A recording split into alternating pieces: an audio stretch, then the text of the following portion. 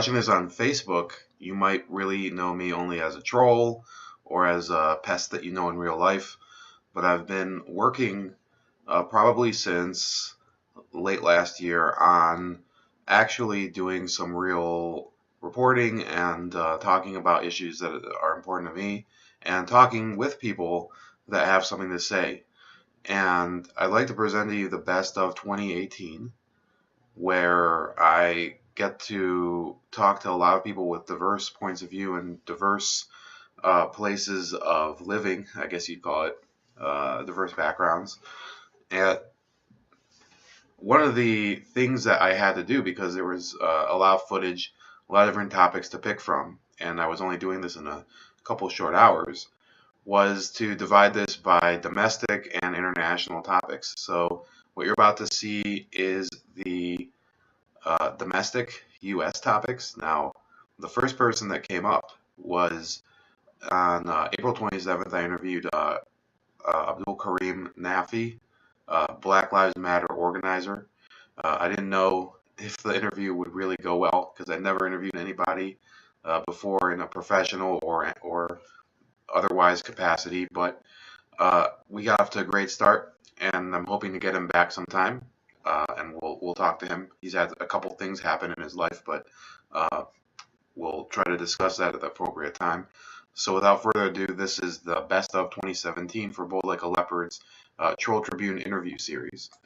I'm going to move to a different topic now. Again, like we spoke about, earlier, this is it's not national BLM, but it is a different chapter. It was Wichita, Kansas, and there was an incident in 2016 where some of their members were holding a demonstration, and there were some police officers that went and apparently had a conversation with them, and for some reason, cookout broke out.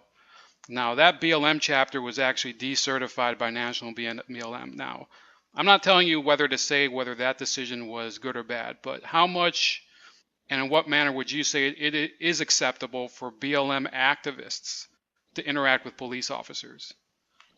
So, well, I can bring your attention to a proposed situation here. There was a an artist, photographer, who had a display that he wanted to put up, but he wanted to take pictures first, of course. And it was called Black and Blue Side by Side. And I was invited months in advance. Then they were finally having it. The guy was just, he never got my phone number. The people never gave him my number, but the emails just kept coming. And, I was not interested. And I told him I was not interested. And it wasn't up for debate. And it was for two reasons that I was not interested. One was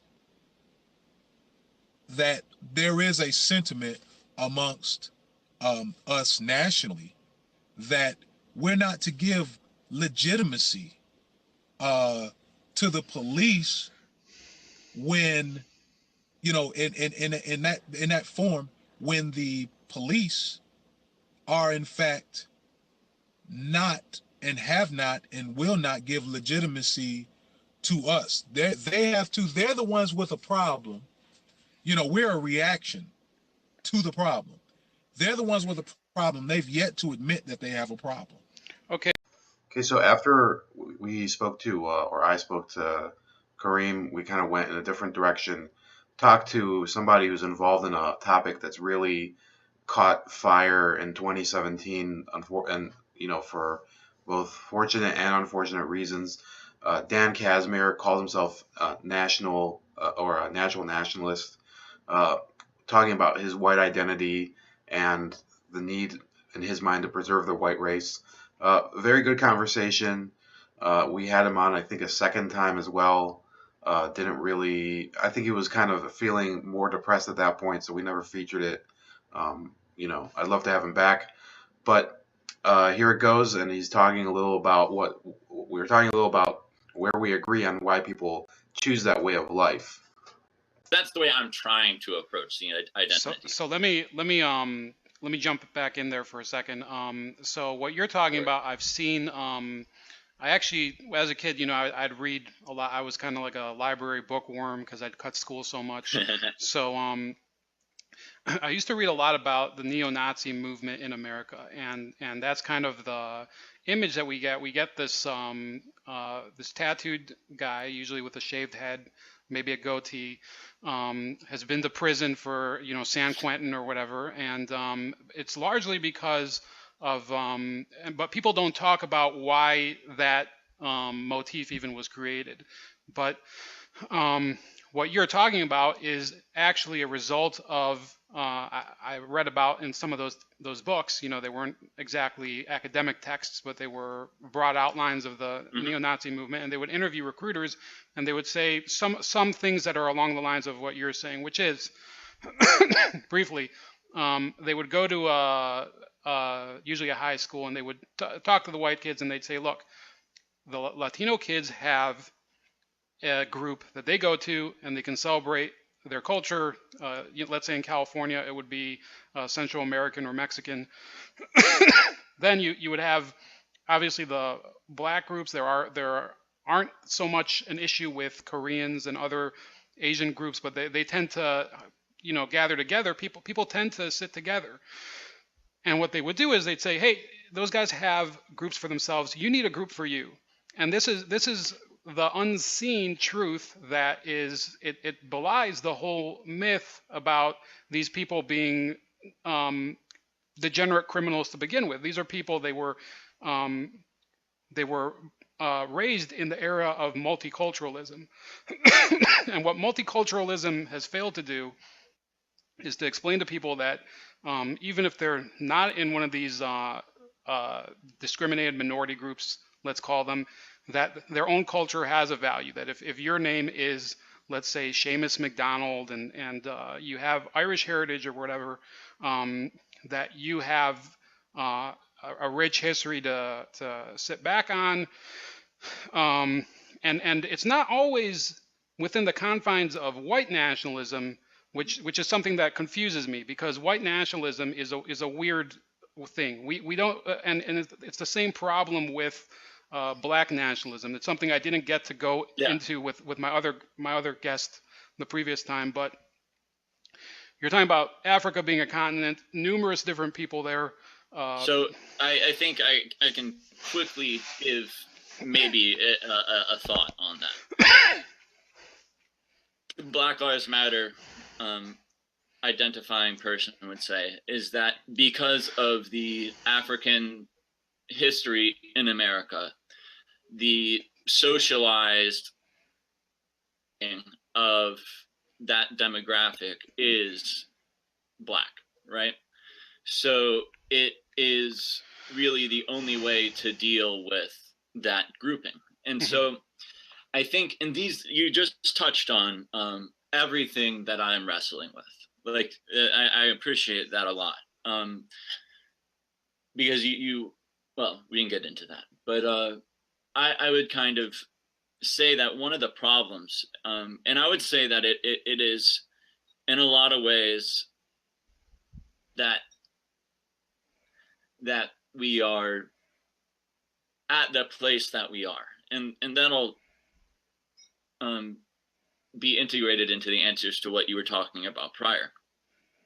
But what's happened with the postmodernist movement within a neo-Marxist framework, and postmodernism is about deconstructing things and eliminating the variety or classification of something being more valuable than something else, and it's nested within Marxism because that is the simplest value structure. It's Bingo. 1, 2, oppressor, oppressed. Yeah. So that's why that is, and but in that system, socialized into a conglomerate, and we have kind of, obviously to a much less acute degree, been stripped of the individualized, more individualized identity types to a large degree, and B, context are only identifiable as white. Okay, episode 4 in the chronology was with Esperanza Marquez, which is, by the way, an alias. And this was because she works in a public school, was feeling a lot of censorship because of her colleagues. There's a lot of groupthink in terms of the politics there, also in terms of the educational curriculum there, not so imaginative. She spoke a lot about two issues. First of all, not related to her job, but being a Bernie Sanders supporter and the issues of dealing with the Sanders campaign and the disappointment of his endorsement of Hillary Clinton. Also, spoke a little about the issue of educating illegal immigrant children in public schools, which, as of right now, they do have to be in public schools. It's a very serious issue. There's a gang violence issue, but there's also the issue of how do we deal with people coming from other countries that aren't so used to our educational system. So please enjoy. Do that. Did you feel once he bowed out? Remember, this was in July. Did you feel that your vote was taken for granted by the rest of the party? Oh, definitely. I mean, I was like, when he decided, I'm sorry, that's my daughter in the back. Once he decided to, well, okay, when he stepped out, for me, it wasn't even when it wasn't the moment when he stepped out. It was the moment when he endorsed Hillary.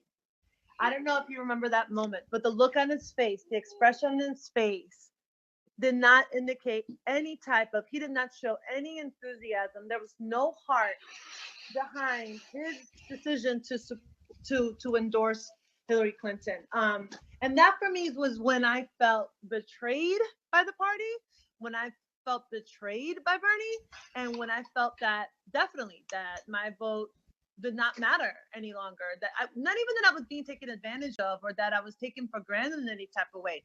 That I did not matter. That it was being forced upon me, per eventual nomination. Here's a sensitive question. What is your view on the influx of illegal immigrant students into the public school system? Yeah.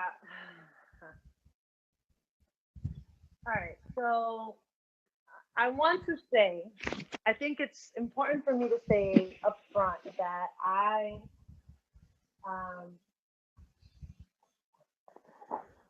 my personality is one of an empath, okay? So basically I have a bleeding heart. But I'm not a bleeding heart liberal.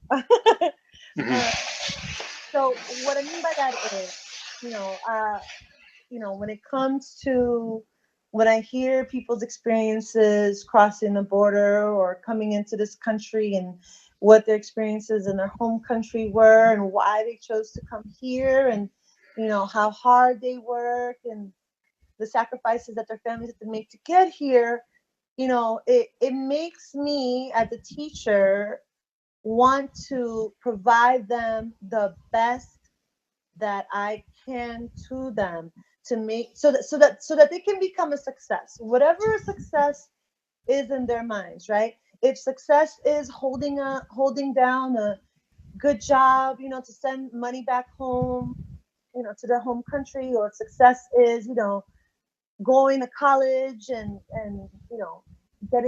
establishing a career, whatever success is,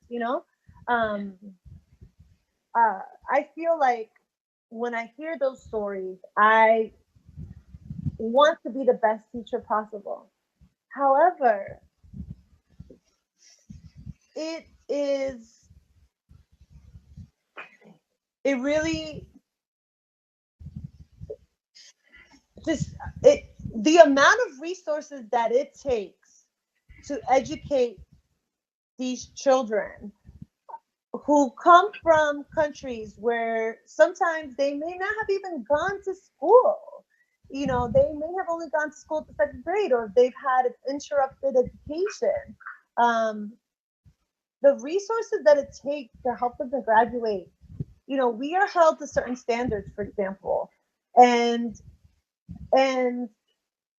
we consistently do not meet those standards because of the number of illegal immigrants that we have in this country? How does in our school? How does that work? Well, we're supposed to be graduating everyone within 4 years. Now, if you are an ESOL student, for example, for some reason, I don't by law, you have up until the age of 21 to graduate high school. So they could stay for an extended period of time. About a day after speaking with Esperanza, there was this topic that came up kind of offhand because of a fellow interviewee from the Testigo Venezuela series, where he said, well, this is a guy that can talk about guns and police violence and all that. Well, I had him on. His name was Kay Shakur. I was expecting a little more of somebody who would be a little more of a debating partner, maybe even an argument would break out. Kind of the opposite occurred. To talk a lot about meditation, a lot about martial arts. Very interesting topic for me. I asked him a lot of, questions off air about the martial arts issue, because I do dabble a bit in it. But he really started talking about alternative issues that are not addressed in the media about reducing citizen police violence. He's somebody who worked with the police. So please take a look at this segment. I encourage you to watch the whole interview, though, because it's really hard to do it justice in just a small clip. I was going to bring up the issue of gun control. Now, I'm a mechanical engineer. I know other mechanical engineers with years and years of knowledge and manufacturing experience. Is the weakest opinion possible. I believe that there is no law, technology that will prevent firearms from reaching the hands of people that want firearms for whatever reason they may be, good or bad. And I know that based on the industry I'm in now and the industries I worked in, job. And yet there's a lot of people that think that citizen should not be armed, at least not with assault rifles, for example. There's people that say that the Second Amendment is outdated. What's your take on that? I mean, there's a lot of people in urban America, in some cities, and I don't know what the numbers are. It could be that it's only a few people, so maybe I should rephrase it. But they want to defend their businesses, and these are people of all races, Koreans, Black people, Arab Americans. They want to defend their businesses. So what is your view on that issue of personal firearm ownership? Well, I feel this. Do you think it's a sense on your own job? Yeah. I feel this way. I feel that the Constitution allows for American citizens to have firearms, and I feel that they should. Now, I feel if a person has a history of felonies and on their record, or they have they've been diagnosed of having various mood disorders and psychological disorders, I think that could be that population of people would be in question. Also, people that might have a history of domestic violence or any type of violence, that those folks should be sanctioned, where they aren't allowed to be able to purchase firearms legally. But I think any American citizen that is above the age of 18 or 21, depending on the state, should be allowed to own a firearm. Along with that, I feel again, where we had like a bad signal. I think we're back. Sorry about that.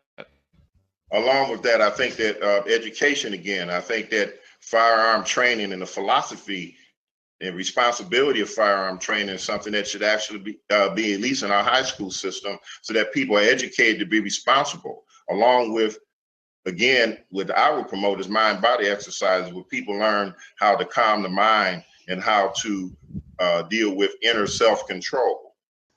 So the last person who made this best of on the domestic side was Sun Fei Yang. And we kind of discussed a topic that's more of a personal interest for me. For him, it's a little closer because he's a Chinese American. I think he was, I believe, born here.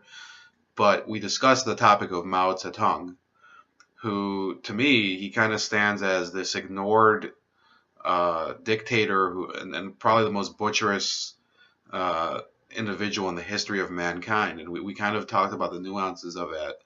And I think we did a second interview of it later. And for me, that's kind of where, interviews, I think they can develop into something where we really unpackage a lot of the different perceptions people have based on where they're coming from of the same topic. The episode, it's not an episode. It really was it was like about 3 or 4 years or so with the Great Leap Forward, and I did read about it. There's a book that I read called Mao: The Unknown Story by Jung Chang that I read probably, I want to say 11 years ago, and it really changed and this is coming from somebody, I have relatives who perished in the Holocaust, but this has to be, and I'm going to take a liberty myself. I personally, after reading this book, I considered what happened in China to be the worst abuse of humanity in human history, in recorded history, not to be redundant, and bar none, worse than Cambodia, worse than World War II.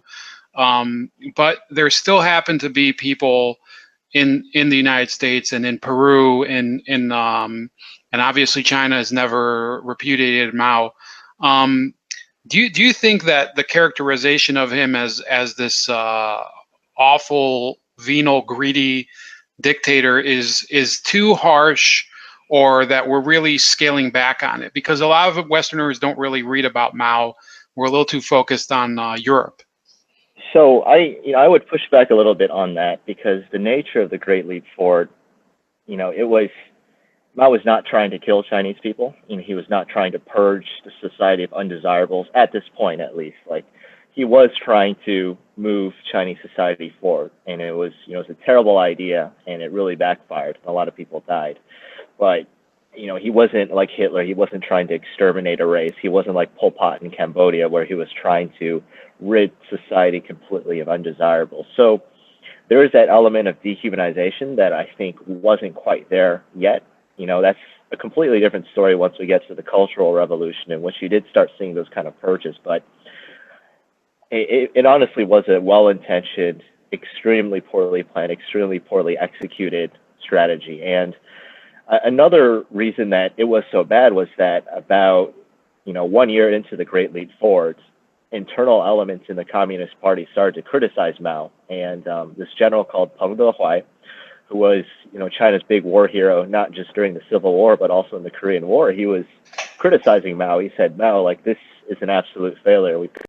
Okay, I think another highlight, I'd say, was the second best highlight of the domestic video interviews, was the one with Benjamin Boyce, who has done a fantastic, phenomenal project on YouTube called Expose Evergreen. And he was discussing a lot of that environment of the college atmosphere now, where you're infantilizing students. You're sort of creating a parallel society, as opposed to training people, or at least giving them some guidance on how to succeed in society at large. We had a world of our own that's mainly focused on getting into our careers. Mm-hmm. And then we'd walk to the cafeteria or wherever the main student body was, and it was just a totally different world. In the 4 years that you went to Evergreen State, did you see like a real tidal shift that caused what happened today, or is it kind of something that's been there the whole time, and we're just seeing it bubble to the surface due to external events?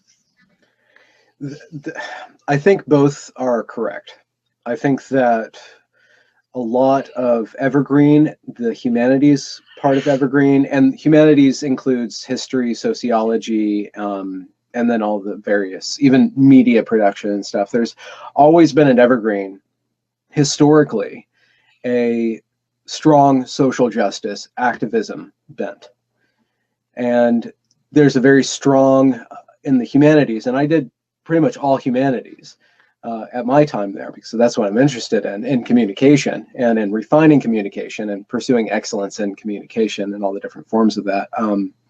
But there's always a framework of leftism, and these, I hope we can use these terms kind of loosely, because I think they shift a lot. But over the course of my time there, when I first got there, I encountered, kind of just young feminists learning that they have power over men, and learning that men have power over them, and needing to wrestle with that, and other sorts of activist things. And I kind of just shrugged it off and figured out faculty that wouldn't cause me to operate within that rubric, where I could operate within the liberal Western tradition, as I think of it, of high art and fine art and higher literature and stuff like that. But So that on a lighter note, it's called the Troll Tribune for a reason, and my first guest actually expressed that pretty directly. Well, you know what? We gotta get our buddy, our mutual friend. Maybe he can do an interview with you, but you gotta promise not to do any more of those Care Bear gifts. Oh, was that what did it? Oh my God! Listen, that is what made me say I'm dealing with a troll supreme. I had to bow down to you on that one. The timing of it was perfect. All right, well.